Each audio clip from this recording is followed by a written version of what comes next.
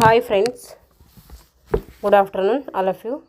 MRL study studio ಚಾನಲ್ಗೆ ತಮಗೆಲ್ಲರಿಗೂ ಸ್ವಾಗತಿಸುತ್ತಾ ಇವತ್ತಿನ ತರಗತಿಯಲ್ಲಿ ವೇಗದ ಓಟಗಳು ಸ್ಪ್ರಿಂಟ್ಸ್ ಅಂತ ಇಂಗ್ಲೀಷಲ್ಲಿ ಕರಿತೀವಿ. ಇದ್ರ ಬಗ್ಗೆ ನಾನು ಹೋದ ಕ್ಲಾಸಲ್ಲಿ ಥಿಯರಿ ಮಾಡಿದ್ದೀನಿ.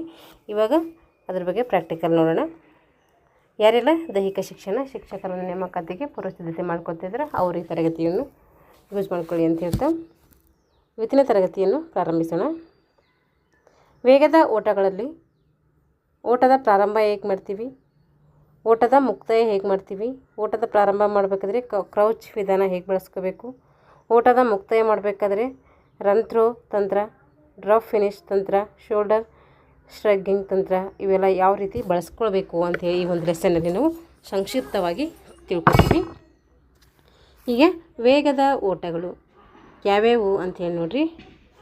60 ಮೀಟರ್ ಒಳಾಂಗಣ ಆಟ, 100 ಮೀಟರ್ ಓಟ, 200 ಮೀಟರ್ ಓಟ, 400 ಮೀಟರ್ ಓಟ, ಇವು ಏನಂತೀವಿ ವೇಗದ ಓಟಗಳು ಅಂಥೇಳಿ ನಾವು ಕನ್ಸಿಡರ್ ಮಾಡ್ತೀವಿ. ಹಾಗೆ ಅಡೆತಡೆ ಆಟಗಳು, ಅಡೆತಡೆ ಓಟಗಳು ಅಂದರೆ ಹಡಲ್ಸ್ ಅಂತೇಳಿ ನಾವು ಕರಿತೀವಿ. 100 ಮೀಟರು, 110 ಮೀಟರು, 400 ಮೀಟರು ಹಡಲ್ಸ್ಗಳು ನೋಡ್ತೀವಿ.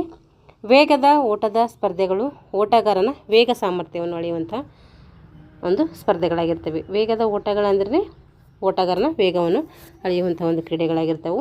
400 ಮೀಟರ್ ಓಟವನ್ನು ಒಳಗೊಂಡಂತೆ ಅದಕ್ಕಿಂತ ಕಡಿಮೆ ದೂರದ ಎಲ್ಲ ಸ್ಪರ್ಧೆಗಳನ್ನು ನಾವು ಏನಂತೀವಿ ವೇಗದ ಓಟಗಳು ಅಂತೇಳಿ ಕರಿತೀವಿ. 400 ಮೀಟರ್ ಓಟನೇ ಇಲ್ಲಿ ದೊಡ್ಡದು, ಅದಕ್ಕಿಂತ ಎಲ್ಲ ಏನಿರ್ತವೆ ಕೆಳಗಡೆ ಇರ್ತವೆ.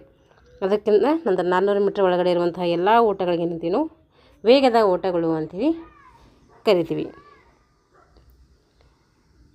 ವೇಗದ ಓಟದ ಸ್ಪರ್ಧೆಗಳು ಅಥವಾ ಸ್ಪ್ರಿಂಟ್ಸ್ ಅಂತೇಳಿ ಅವಕ್ಕೆ ಕರಿತೀವಿ.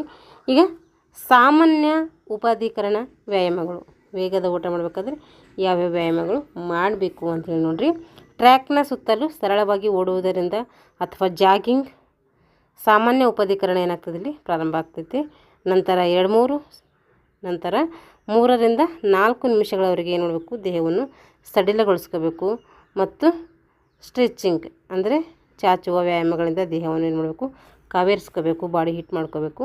ಈ ರೀತಿ ಕಾವೇರಿಸುವಿಕೆಯಿಂದ ದೇಹದ ಕಠಿಣ ಕಾರ್ಯ ಏನು ಮಾಡ್ತೈತೆ ಮಾಡ್ಲಿಕ್ಕೆ ದೇಹ ಏನಾಗ್ತೈತೆ ಸಿದ್ಧವಾಗ್ತೈತೆ ಅಥವಾ ಅಣಿಯಾಗ್ತದೆ ಅಂತೇಳಿ ನಾವು ಕರಿತೀವಿ. ಇಲ್ಲಿ ಕೈಗಳಿಗೆ ಯಾವ ರೀತಿ ವ್ಯಾಯಾಮಗಳು ಮಾಡಬೇಕು ನಾವು ಸ್ಪ್ರಿಂಟ್ಸಲ್ಲಿ ಅಂತೇಳಿ ನೋಡಿರಿ. ಕೈಗಳನ್ನು ಹಿಂದಿನಿಂದ ಮತ್ತು ಮುಂದಿನಿಂದ ತಿರುಗಿಸಬೇಕು. ಕೈಗಳನ್ನು ಹಿಂದಿನಿಂದ ಮತ್ತು ಮುಂದಿನಿಂದ ತಿರುಗಿಸಬೇಕು. ಕೈಗಳನ್ನು ಹಿಂದಿನಿಂದ ಒಂದನ್ನು ಮುಂದಿನಿಂದ ಒಂದನ್ನು ತಿರುಗಿಸಬೇಕು. ಕೈಗಳನ್ನು ಹಿಂದಿನಿಂದ ಒಂದನ್ನು ಹಾಗೆ ಮುಂದಿನಿಂದ ಒಂದನ್ನು ತಿರುಗಿಸಬೇಕಿಲ್ಲಿ. 2 ಕೈಗಳನ್ನು ಎಡ ಮತ್ತು ಬಲ ಬದಿಗೆ ಸ್ವಿಂಗ್ ಮಾಡಬೇಕು. 2 ಕೈಗಳು ಎಡ ಮತ್ತು ಬಲ ಬದಿಗೆ ನೋಡಬೇಕು. 2 ಕೈಗಳು ಸ್ವಿಂಗ್ ಮಾಡುವ ರೀತಿಯಲ್ಲಿ ಮಾಡಬೇಕು. ಸ್ವಿಮ್ಮಿಂಗ್ ಮಾಡ್ತೀವಲ್ಲ ಆ ರೀತಿ ಮಾಡಬೇಕು. 1 ಕೈ ಮೇಲೆ 1 ಕೈ ಕೆಳಗೆ ಸ್ವಿಂಗ್ ಮಾಡಬೇಕು. 1 ಕೈ ಮೇಲೆ 1 ಕೈ ಕೆಳಗೆ ಈ ರೀತಿ ಸ್ವಿಂಗ್ ಮಾಡಬೇಕು. ದೇಹವನ್ನು ತಿರುಗಿಸುತ್ತಾ ಕೈಗಳನ್ನು ಬದಿಗೆ ಕೂಡ ಸ್ವಿಂಗ್ ಮಾಡಬೇಕು. ಇವೆಲ್ಲ ಏನು ಕೈಗಳಿಗೆ ಮಾಡುವಂತಹ ವ್ಯಾಯಾಮಗಳಾಗಿರ್ತವೆ. ಹಾಗೆ ಭುಜಗಳಿಗೆ ಯಾವ ರೀತಿ ವ್ಯಾಯಾಮಗಳು ಮಾಡಬೇಕು ಅಂತೇಳಿ ನೋಡಿರಿ. ಕೈಗಳನ್ನು ಭುಜದ ಮೇಲಿಟ್ಟುಕೊಂಡು ಹಿಂದಿನಿಂದ ಮತ್ತು ಮುಂದಿನಿಂದ ಏನು ಮಾಡಬೇಕು, ತಿರುಗಿಸಬೇಕು. ಬಲ ಮೊಣಕೈ ತಲೆಯ ಮೇಲ್ಭಾಗಕ್ಕೆ ಬರುವಂತೆ ಮಡಚಿ ಎಡಗೈಯಿಂದ ಅದನ್ನು ಎಳೆದು ಸ್ಕ್ರೇಚ್ ಮಾಡಬೇಕು. ನಂತರ ಎಡಗೈಯಿಂದ ಇದೇ ರೀತಿ ಮಾಡಬೇಕು. ಬಲ ಮೊಣಕೈ ತಲೆಯ ಮೇಲ್ಭಾಗಕ್ಕೆ ಬರುವಂತೆ ಮಡಚಿ ಎಡಗೈಯಿಂದ ಅದನ್ನು ಎಳೆದು ನೋಡಬೇಕು, ಸ್ಟ್ರೆಚ್ ಮಾಡಬೇಕು. ನಂತರ ಎಡಗೈಯಿಂದ ಇದೇ ರೀತಿ ಮಾಡಬೇಕು. ಬಲಗೈ ನೆಲಕ್ಕೆ ಸಮಾನಾಂತರವಾಗಿ ಮುಂದಕ್ಕೆ ಚಾಚಿ ಎಡಗೈನಿಂದ ಆಧಾರ ತೆಗೆದುಕೊಂಡು ಎಡಗೈ ಕಡೆಗೆ ಏನು ಮಾಡಬೇಕು, ಸ್ಟ್ರೆಚ್ ಮಾಡಬೇಕು. ಬಲಗೈಯಿಂದಲೂ ಇದೇ ರೀತಿ ಏನು ಮಾಡಬೇಕು, ಸ್ಟ್ರೆಚ್ ಮಾಡಬೇಕು. ಈ ರೀತಿ ಭುಜಗಳಿಗೆ ವ್ಯಾಯಾಮವನ್ನು ಮಾಡಬೇಕು. ಇವಾಗ ಸೊಂಟದ ವ್ಯಾಯಾಮಗಳು. ಸೊಂಟವನ್ನು ಬಲ ಮತ್ತು ಎಡಬದಿಯಿಂದ ತಿರುಗಿಸಬೇಕು. ಸೊಂಟವನ್ನು ಹಿಂದಕ್ಕೂ ಮುಂದಕ್ಕೂ ಎಡಕ್ಕೂ ಬಲಕ್ಕೂ ತಿರುಗಿಸಬೇಕು. ಕಾಲುಗಳಿಗೆ ವ್ಯಾಯಾಮ. ಕಾಲುಗಳನ್ನು ಮುಂದೆ ಹಿಂದೆ ಮತ್ತು ಬದಿಗೆ ಸ್ವಿಂಗ್ ಮಾಡಬೇಕು. ಕಾಲುಗಳನ್ನು ಮುಂದೆ ಹಿಂದೆ ಮತ್ತು ಬದಿಗೆ ಸ್ಟ್ರೆಚ್ ಮಾಡಬೇಕು. ಈ ರೀತಿ ಕಾಲುಗಳಿಗೂ ಕೂಡ ವ್ಯಾಯಾಮವನ್ನು ಮಾಡ್ಕೋಬೇಕು. ಇವೆಲ್ಲ ವೇಗದ ಒಂದು ಓಟಗೆ ಮಾಡುವಂತಹ ವ್ಯಾಯಾಮಗಳಾಗಿರ್ತವೆ. ಇವಾಗ ಓಡುವಾಗ ಕೈಗಳ ಚಲನೆ. ಕೈಗಳನ್ನು ಮೊಣಕೈಯಲ್ಲಿ 90 ಡಿಗ್ರಿ ಏನಿರಬೇಕು ಮಡಚಿರಬೇಕು. ಓಡುವಾಗ ಏನು ಮಾಡಬೇಕು, ಕೈಗಳನ್ನು ಅಂದರೆ ಮೊಣಕೈಗಳಿರ್ತಾವಲ್ಲ ಅವು ಏನು ಮಾಡಬೇಕು 90 ಡಿಗ್ರಿ ಅಷ್ಟು ಮಡಚಿರಬೇಕು.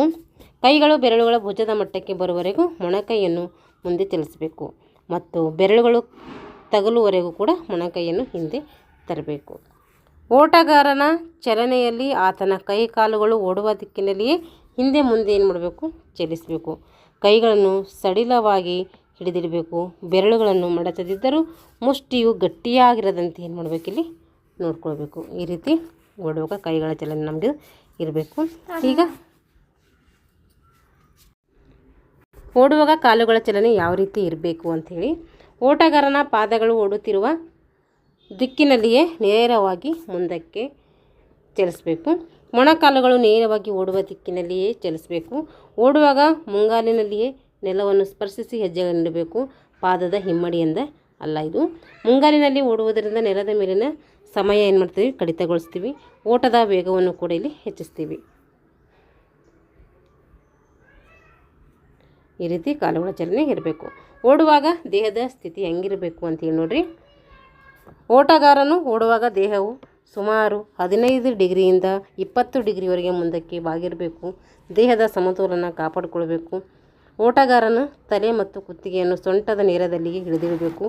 ಓಟಗಾರ ತನ್ನ ಮುಖ ಮತ್ತು ಕುತ್ತಿಗೆಯಲ್ಲಿ ಸಡಿಲತೆಯನ್ನು ಕಾಪಾಡಿಕೊಂಡು ನೇರವಾಗಿ ಟ್ರ್ಯಾಕ್ನ ಕಡೆಗೆ ನೋಡ್ತಾ ಇರಬೇಕು. ಓಟದ ಪ್ರಾರಂಭ ಯಾವ ರೀತಿ ಇರಬೇಕು ಅಂತೇಳಿ ನೋಡ್ರಿ. ಓಟಗಾರನು ದೇಹವನ್ನು ನಿಶ್ಚಲ ಸ್ಥಿತಿಯಿಂದ ಶೀಘ್ರವಾಗಿ ಮುಂದಕ್ಕೆ ಚಲಿಸುವಂತೆ ಮಾಡುವ ತಂತ್ರಕ್ಕೆ ಪ್ರಾರಂಭ ಅಂಥೇಳಿ ಕರಿತೀವಿ.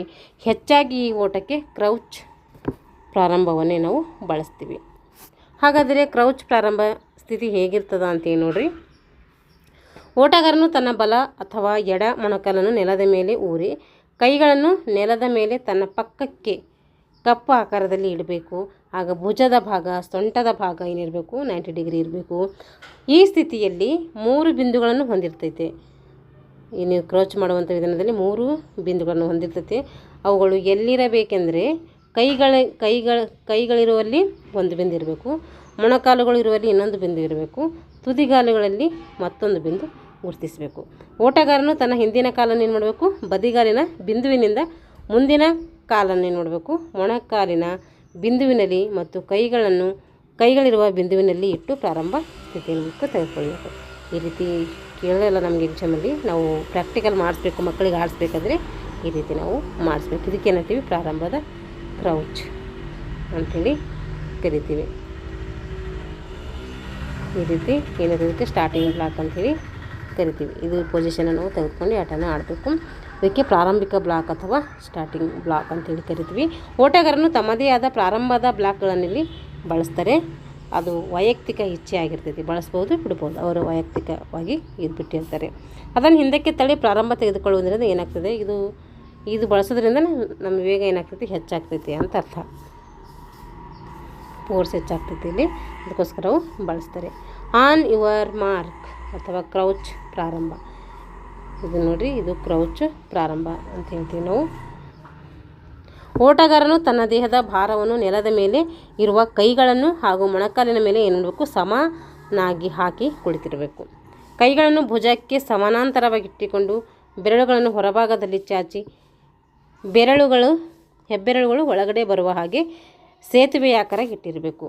ಇದಕ್ಕೇನಂತೀವಿ ನಾವು ಆನ್ ಯುವರ್ ಮಾರ್ಕ್ ಅಂಥೇಳಿ ಕರಿತೀವಿ. ಇವಾಗ ಸೆಟ್, ಪ್ರಾರಂಭಿಕನು ಸೆಟ್ ಅಂಥೇಳಿ ಹೇಳ್ತಾನೆ. ಆವಾಗ ಓಟಗಾರ ಏನು ಮಾಡಬೇಕು, ತನ್ನ ಸೊಂಟವನ್ನು ನಿಧಾನವಾಗಿ ಭುಜದ ಮೆಟ್ಟಕ್ಕಿಂತ ಸ್ವಲ್ಪ ಮೇಲೆತ್ತಬೇಕು. ಆಗ ಭುಜಗಳು ಕೈಗಳಿಗಿಂತ ಸ್ವಲ್ಪ ಮುಂದಕ್ಕೆ ಬರಬೇಕು.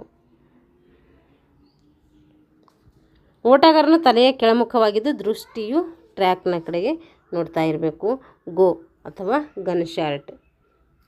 ಸೆಟ್ ಸ್ಥಿತಿಯಲ್ಲಿದ್ದಾಗ ಪ್ರಾರಂಭಿಕನು ಪಿಸ್ತೂಲಿನಿಂದ ಗುಂಡು ಹಾರಿಸಿದಾಗ ಓಟಗಾರನು ತಕ್ಷಣ ರಭಸದಿಂದ ಸ್ಟಾರ್ಟಿಂಗ್ ಬ್ಲಾಕನ್ನು ಹಿಂದೆ ತಳ್ಳಿ ಅತ್ಯಂತ ವೇಗವಾಗಿ ಏನು ಮಾಡಬೇಕು, ಓಡಬೇಕು. ಇದು ನೋಡಿರಿ, ಇದು ಆನ್ ಯುವರ್ ಮಾರ್ಕ್. ಇದು ಸೆಟ್. ಆನ್ ಯುವರ್ ಮಾರ್ಕ್ ಹೇಳಿದಾಗ ಈ ರೀತಿಯ ಪೊಸಿಷನ್ ತೊಗೋಬೇಕು. ಸೆಟ್ ಅಂದಾಗ ಈ ರೀತಿ ಪೊಸಿಷನ್ದಾಗಿರಬೇಕು. ಆಮೇಲೆ ಗನ್ನು ಅಥವಾ ಏನಂತಾರೆ ಗೋ ಅಂತ ಹೇಳಿದಾಗೆ ನಾವು ಅವಾಗ ಓಡೋಕ್ಕೆ ಸ್ಟಾರ್ಟ್ ಮಾಡ್ಕೋಬೇಕು. ಇವಾಗ ಓಟದ ಮುಕ್ತಾಯ. ಓಟ ಯಾವ ರೀತಿ ಮುಕ್ತಾಯ ಮಾಡಬೇಕು ಓಟಗಾರ ಅಂತ ನೋಡ್ರಿ.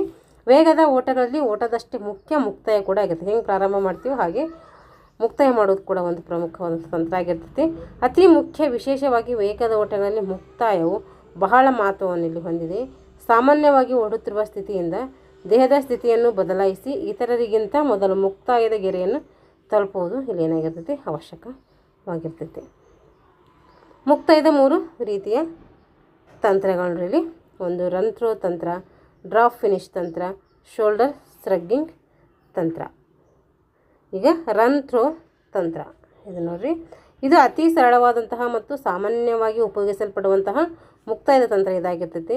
ಓಟಗಾರನು ಪ್ರಾರಂಭದ ವೇಗದಲ್ಲಿಯೇ ಮುಕ್ತಾಯದ ಗೆರೆಯನ್ನು ದಾಟಿ 10 ಮೀಟರ್ನಷ್ಟು ಏನು ಮಾಡ್ತಾನೆ ಮುಂದಿನವರೆಗೆ ಏನು ಮಾಡ್ತಾನೆ ಓಡ್ತಾನೆ. ಹೆಚ್ಚಿನ ವೇಗದ ಜೊತೆಗೆ ಮುಕ್ತಾಯದ ಗೆರೆಯ ಸಮೀಪಕ್ಕೆ ಬಂದಾಗ ಭುಜ ಮತ್ತು ಎದೆಯ ಭಾಗವನ್ನು ಏನು ಮಾಡ್ತಾನೆ ಸ್ವಲ್ಪ ಬಾಗಿಸಿ ಅಂತ್ಯಗೊಳಿಸ್ತಾನೆ. ಹಾಗೆಯೇ ಮುಂದಕ್ಕೆ ಓಡುವುದು ಇದು ಕಿರಿಯರಿಗೆ ಹಾಗೂ ಹೊಸಬರಿಗೆ ಉತ್ತಮವಾದಂಥ ಒಂದು ತಂತ್ರ. ಎಲ್ಲರೂ ಜಾಸ್ತಿ ಹೀಗೆ ಒಂದು ಸ್ಕಿಲ್ಲನ್ನೇ ಮಾಡ್ತಾರೆ, ಏಕೆಂದರೆ ಇದು ನಾವು ಈಸಿಯಾಗಿ ಏನು ಮಾಡ್ಬೋದು, ಇದು ಪ್ರಾಕ್ಟಿಕಲಾಗಿ ಮಾಡ್ಬೋದು. ಇವೆಲ್ಲ ನಮಗೆ ಮಾಡಿಸಿರ್ತಾರೆ ಎಕ್ಸಾಮಲ್ಲಿ. ಅಂದರೆ ಯಾರೆಲ್ಲ ಬಿಪೇಡು ಸಿಪೇಡು ಹಾಗೆ ಎಂಪೇಡ್ ಮಾಡಿರ್ತಾರೋ ಅವ್ರಿಗೆ ಏನಿರ್ತೈತಿ ಈ ಸ್ಕಿಲ್ಲು ಪರಿಚಯ ಇರ್ತೈತಿ, ಯಾಕೆಂದರೆ ಅಲ್ಲಿ ನಮಗೆ ಪ್ರಾಕ್ಟೀಸ್ಗೋಸ್ಕರ ಮಾಡಿಸಿರ್ತಾರೆ ಎಲ್ಲ ಸ್ಕಿಲ್ಗಳು. ಇವಾಗ ಡ್ರಾಪ್ ಫಿನಿಶ್ ತಂತ್ರ, ಇದು ಅನುಭವಿ ಕ್ರೀಡಾಪಟುಗಳು ಉಪಯೋಗಿಸುವಂಥ ಒಂದು ತಂತ್ರ ಆಗಿರ್ತೈತಿ. ಓಟಗಾರರು ಮುಕ್ತಾಯದ ಗೆರೆಯನ್ನು ಸಮೀಪಿಸಿದಾಗ ತಮ್ಮ ಎರಡೂ ಕೈಗಳನ್ನು ರಭಸವಾಗಿ ಏನು ಮಾಡ್ತಾರೆ, ಕೆಳಮುಖವಾಗಿ ಹಿಂದಕ್ಕೆ ಬೀಸುವುದರೊಂದಿಗೆ ದೇಹದ ಮೇಲ್ಭಾಗವನ್ನು ತಟ್ಟನೆ ಮುಂದಕ್ಕೆ ಬಾಗಿಸಿ ಏನು ಮಾಡ್ತಾರೆ, ಎದೆಯ ಭಾಗ ಮುಕ್ತಾಯದ ಗೆರೆಯನ್ನು ಮುಟ್ಟುವಂತೆ ನುಗ್ಗಿ ಓಡ್ತಾರೆ. ಈ ರೀತಿಯ ಚಲನೆಯಲ್ಲಿ ಓಟಗಾರನ ದೇಹದ ಮೇಲ್ಭಾಗವು ಕಾಲುಗಳಿಗಿಂತ ಮುಂದಕ್ಕೆ ಹಠಾತ್ತನೆ ಏನು ಮಾಡ್ತವೆ, ನೂಕುತ್ತವೆ. ಇದಕ್ಕೇನಂತೀವಿ, ಡ್ರಾಪ್ ಫಿನಿಶ್ ತಂತ್ರ ಅಂತೇಳಿ ಕರಿತೀವಿ.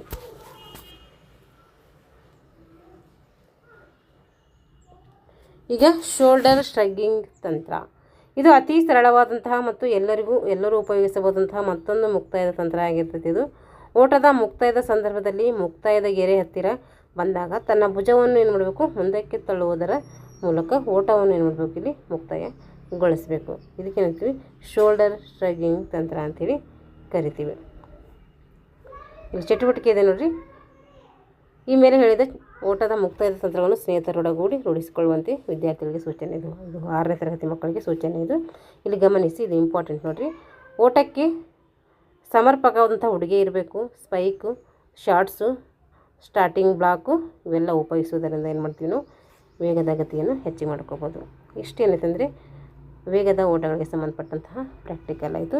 ಮುಂದಿನ ತರಗತಿಯಲ್ಲಿ ಮುಂದಿನ ಒಂದು ಲೆಸನ್ನೊಂದಿಗೆ ಮತ್ತೆ ಭೇಟಿಯಾಗೋಣ ಅಂತ ಹೇಳ್ತಾ ಇಲ್ಲಿಗೆ ತರಗತಿಯನ್ನು ಮುಗಿಸ್ತಾ ಇದ್ದೀನಿ. ಎಲ್ಲರಿಗೂ ಧನ್ಯವಾದಗಳು.